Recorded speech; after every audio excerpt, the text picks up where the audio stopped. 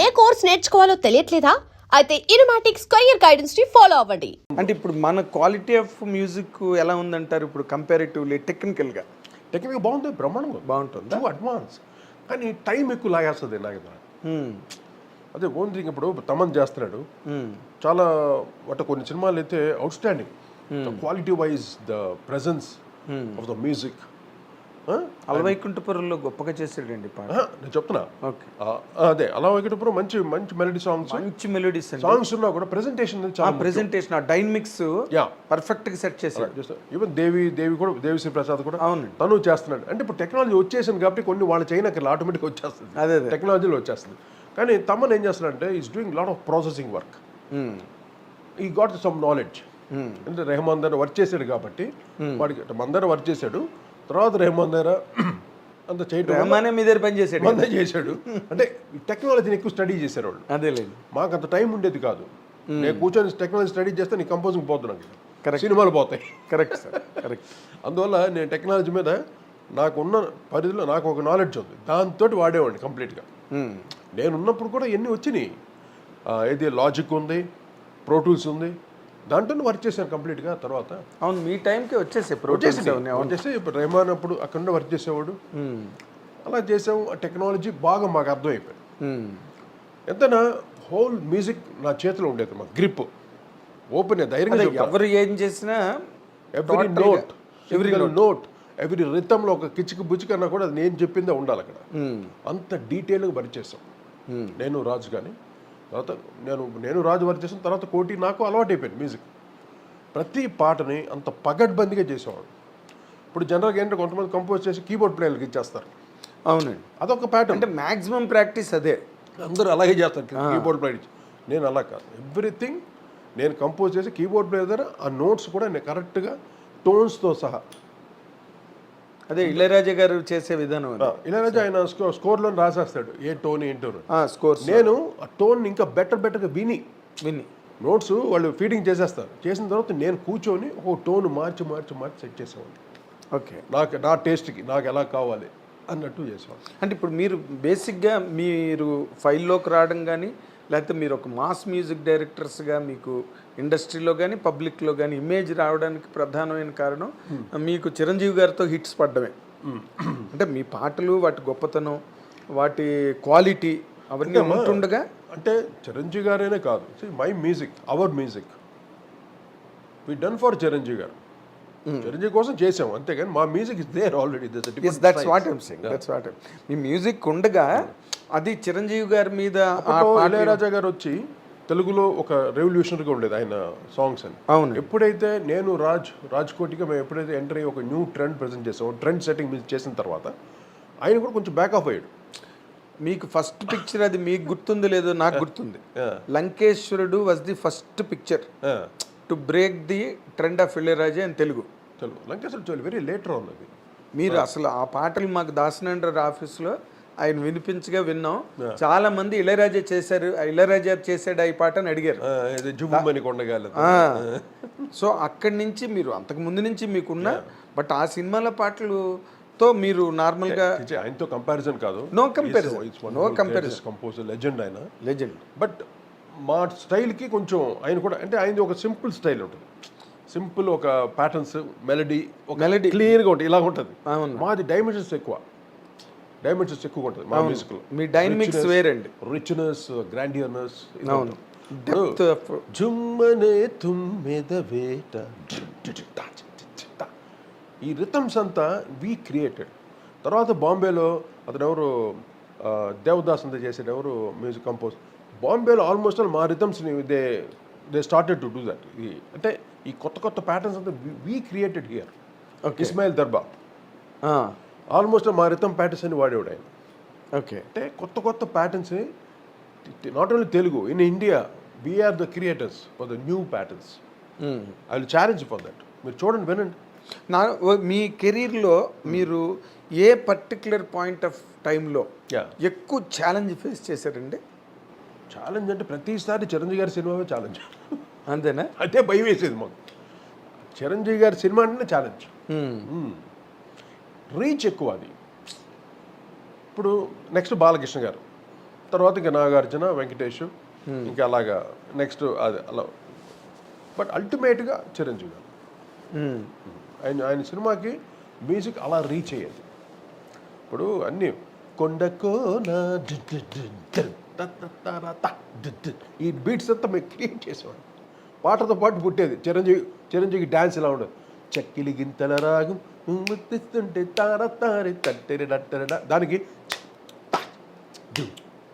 కొత్త బీట్స్ ఏంటి. కన్నె పిల్లతోటి పిల్లగాడికొచ్చెనమ్మ పీకులా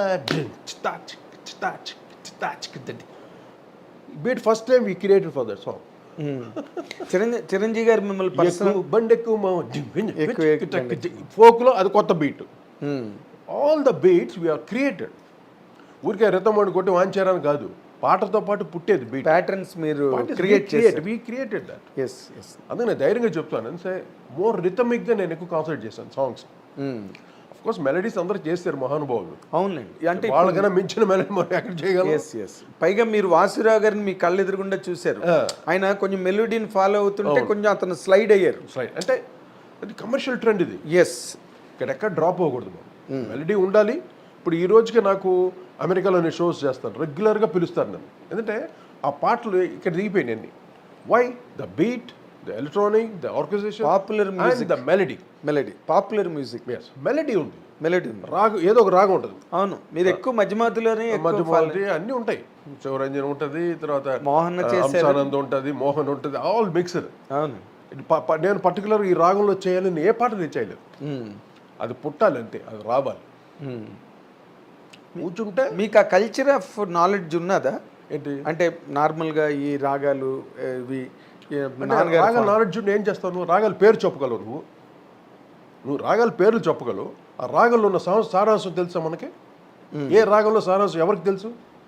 కామన్ ఆడియన్స్ తెలుసా? చెప్పండి. తెలియదు. మీరు గొప్పగా చెప్తాడు ఒక్కొక్కడు, ఇది హనుమత్తోడండి, ఇది ఆ రాగం ఈ రాగం. నువ్వు పేర్లు చెప్పడం వరకే వాడికి అర్హత. ఏ రాగంలో ఎంత బ్యూటీ ఉందో హూ నోస్, ఎవ్వడికి తెలియదు. ఒక్కొక్క రాగం ఒక మహాసముద్రం. అవునండి. ఎందుకంత ఎమోషన్ చెప్తున్నానంటే ఎస్. ఈ పేర్లు చెప్తారు రాగలు. నాకు భలే కోపం వస్తుంది. అంటే పేరు చెప్పేస్తే ఆడు జీనియస్ అని, అబ్బా ఈ సంగీతంలో పెద్ద విద్వాంసుడు అని అనుకుంటారు. అవునండి. నాకు అది నచ్చదు. ఎందుకు రాగాల పేర్లు చెప్పి ఏం చేస్తాను మీరు? నేను పలానా ఈ పాటని హంసానందులో చేశానండి అని నేను ఎప్పుడు చెప్పుకోలేదు. అవును. దాయి దాయి దాక్షాని అది కోటి రాగం అంతే. That's my song. కోటి రాగం ఇది బాగుంది. అంతేగా.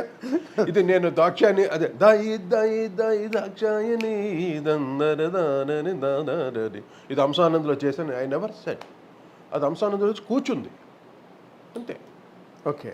అంటే పాటే వెతుక్కుంటుందంటారు ఆ ట్యూన్. అంతే. మూడ్ అంతే మూడ్ అది. అంతేగాని మనం రాగంతో పాటు కూర్చొని చేసామనుకో అది అక్కడే ఉంటుంది. నాకేంద్ర ఎప్పుడు ఆ పొరపాటు నేను చేయలేదు. ఓకే. పెదరాయుడులో సిచ్యువేషన్ ఉంది. ఆయనకి మోహన్ రావు అంటే ఇష్టం. ఎవరు? మోహన్ బాబు గారికి. కానీ ఆయనకి ఇష్టం అని నాకు మోహన్ రావులో చేయని ఆయన అడగలేదు. సిచ్యువేషన్ చెప్పారు, ఆటోమేటిక్గా మోహన్ రావులో కుదిరింది. అక్కడ నేను కూడా మోహన్ రావులో చేయని చేయలేదు. గదిలే కాలం ఆ ట్యూను నాకు ఆ సిచ్యువేషన్కి భార్యకి ఎవరు లేకుండా తను భర్త శ్రీమంతం చేస్తాడు. ఇది సిచ్యువేషన్, నేను ట్యూన్ చేయాలి దానికి. అప్పుడు నేను ఆలోచిస్తే ఒకటే ట్యూన్ వచ్చింది. ఇంతే, ఇదే తరిరా తీరరా దరిదా రి దాదా దాదా తారరా తారా అలా ట్యూన్ పుట్టింది. వెంటనే దానికి కదిలే కాలం అన్నాడు ఎవరు? శ్రీహర్షన్ రైటర్. ఎంత గొప్పగా రాశాడు. కదిలే కాలమా కాసేపు ఆగమని కాలం ఆపాడు. అవునండి. మంచి ఎక్స్ప్రెషన్. అది మంచి ఎక్స్ప్రెషన్, చాలా కొత్త ఎక్స్ప్రెషన్. అంటే మీరు ఏదైతే ట్యూన్ని క్రియేట్ చేశారో దాన్ని ఆ ట్యూన్ కన్నా గొప్ప ఎక్స్ప్రెషన్ క్యారీ చేసింది. ట్యూన్ మెలడీ ఉంది, ఆ పదం ఎక్కడికో తీసుకెళ్ళిపోయింది. అవును. కదిలే కాలం ఎంత పెదరాయుడులో అది ఇప్పటికీ నాకు ఒక క్లాసికల్ దీంట్లో ఆ పాట మిగిలిపోయింది.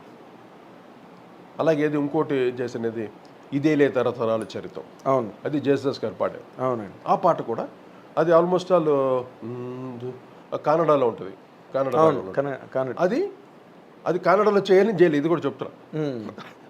అదే మీరు ఇందాక చెప్పారు కదా, మూడ్ బట్టే చేస్తాను. ఎస్. అంటే ఆ రాగం వచ్చి కూర్చోవాలి, మన దగ్గరికి రావాలి. అందుకనే తపస్సు చేస్తాం మేము. ఇప్పుడు ట్యూన్ రావడానికి హార్మోనియం పెట్టిలో పుట్టేది, గిటార్లో పుట్టేది, కీబోర్డ్లో పుట్టేది ట్యూన్ అనేది, రాగం అనేది. అవును, మా ఇక్కడ రావాలి, ఆ వేవ్స్ రావాలి. సిచ్యువేషన్ బట్టి వేవ్స్ రాకపోతే ఇప్పుడు ఆ రోజు అన్నమయ్య చేసాడు, త్యాగరాజ స్వామి చేసాడు, ఎలా చేసి ఉంటాడు?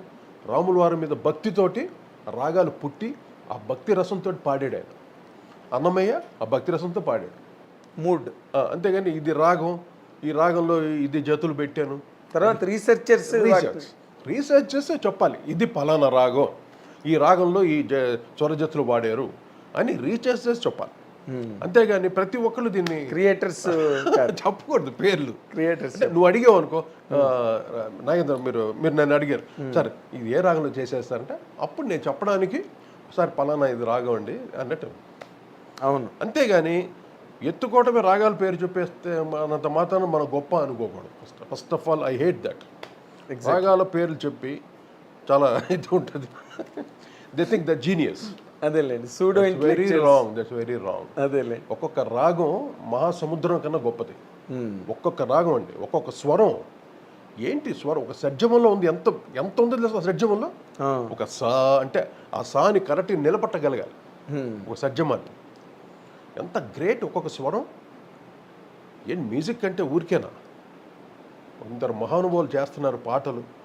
ఆ స్వర ఘనం ఉండాలి, స్వర ఘనంతో పాటు గళం ఉండాలి. స్వరం, ఘనం, గళం. స్వరం, ఘనం, గళం. గళం. స్వరానికి ఘనాన్ని ఏది ఇస్తుంది? గళం ఇస్తుంది. ఆ పవర్ని ఇవ్వాలి. అది హిందుస్థానీ మ్యూజిక్లో ఎక్కువగా ఉంది. మీరు హిందీ పాటలో చూడండి, ఒక్కొక్క స్వరం ఏం లతా మంగేష్కర్ పాడినా, మహమ్మద్ రఫీ గారు పాడినా, కిషోర్ పాడినా, మన్నాడే పాడినా, చెంచల్ పాడినా, ఎవరు పాడినా స్వరం పంచి పవర్ఫుల్గా ఉంటుంది.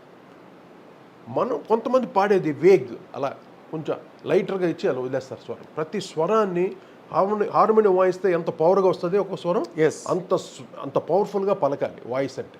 అది సుశీల్ గారు పరికేవారు, ఘంటసాల గారు పరికేవారు, ఆఫ్ కోర్స్ బాలసుబ్రహ్మణ్యం. ఇంకెవరికి లేదు ఆ నాలెడ్జ్. అందుకనే హార్మోనియంతో వాయించి. మీరు నాతో ఒకసారి అన్నారు, And for more videos, please subscribe to iDream. Please subscribe to iDream. Please subscribe iDream. And please subscribe to iDream. For more videos, subscribe to iDream. please like, share and subscribe to the channel. Congratulations, iDream. Subscribe to iDream. Subscribe to iDream. So subscribe to iDream Media. iDream ki iDream team andarki huge congratulations. Please subscribe iDream Media. Please subscribe to iDream. Subscribe iDream. Please subscribe to iDream. iDream అంటే నా కళల ఛానల్ను subscribe చేసుకున్నారు, నోరు తిరుగుతలేదు. మీరైతే గంట గుర్తు కొట్టండి. For more such videos, please subscribe to iDream.